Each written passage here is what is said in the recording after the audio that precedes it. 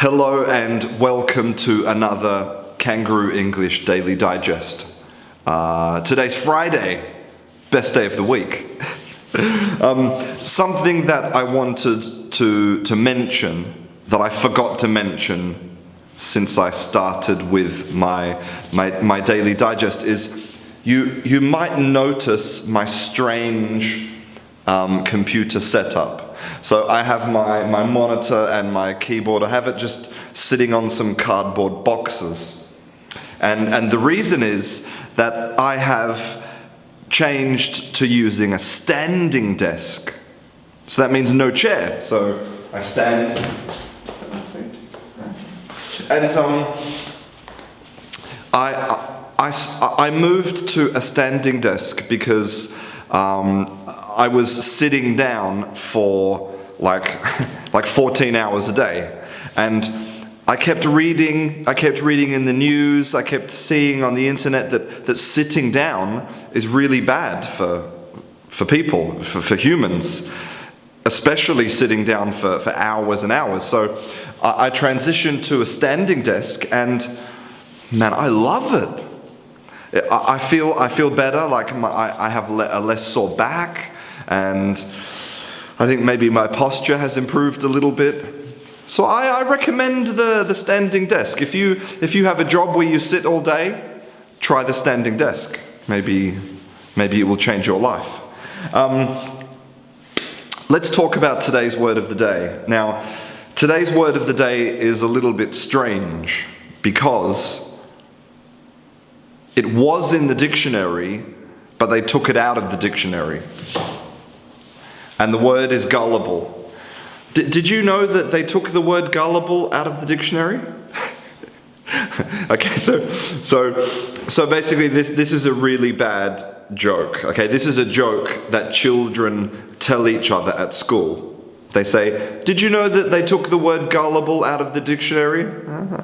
Because gullible is an adjective to describe a person who is easy to fool, easy to trick, easy to deceive. A person who you can easily manipulate is gullible, right? And gullibility is not a good quality in people, I think. Skepticism is like number one in importance, and gullibility is just not good. It's a sign. If you're gullible, it's a sign of your lack of critical thinking, right? And it comes from the word gull, okay? So a gull is the noun for a person that you can trick. You can say, "Oh, he's a gull, very gullible."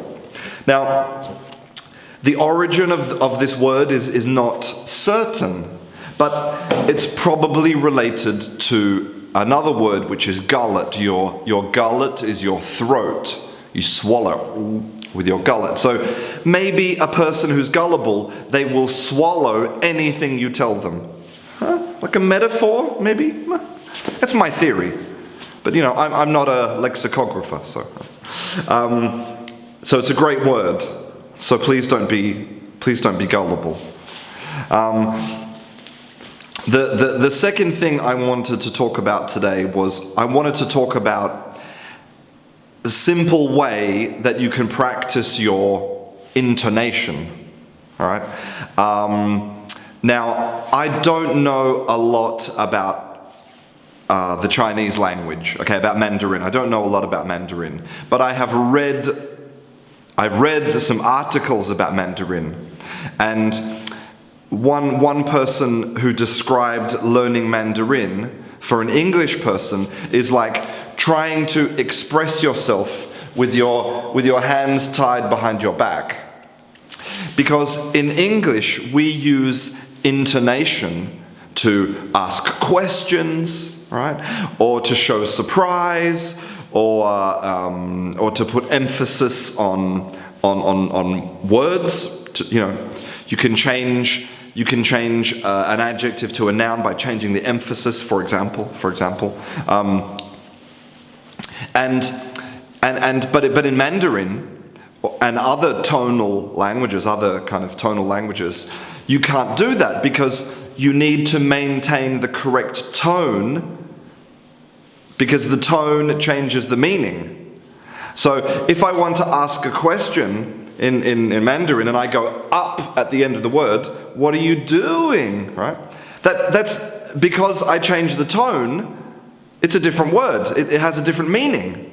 So I have to change, it's a totally different way of using intonation, right? And so if you come from a language, especially not a European language, maybe you have problems with intonation. And also maybe just practicing intonation is really good. You don't want to be monotone. Ba, ba, ba, no, no. You want to have some up and down, some prosody, some excitement. So there's a famous activity. Okay, now I will copy and paste this text down in the description. Okay, so there's this one piece of text, and what you have to do is you have to say the text in different ways. So for example, you could say the text like you're angry, using an angry intonation. Or you can say the text like you're super happy. Huh? Or you can say the text like you're in love. Or you can say the text like you're talking to a gullible person, you're trying to gull them, right? So this is the text. I've already told you the answer. You can ask me 1,000,000 times more and my answer will not change. Yes, my answer will always be yes. So imagine angry, right? I've told you the answer. You can ask me 1,000,000 times more and my answer will not change. Yes, my answer will always be yes. Okay. So angry and happy, right? I've already told you the answer. You can ask me 1,000,000 times more and my answer will not change. Yes, 1,000,000 times yes. I'm happy. And what about like you're in love? You can, I've already told you the answer. You can ask me 1,000,000 times more and my answer will not change. Yes.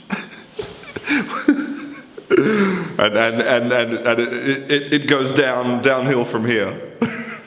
So practice your intonation. I would love to see some videos or hear some audio recordings of your different intonations. Anyway, I hope you enjoyed this Kangaroo English Daily Digest. I'm Christian and I'll see you in class.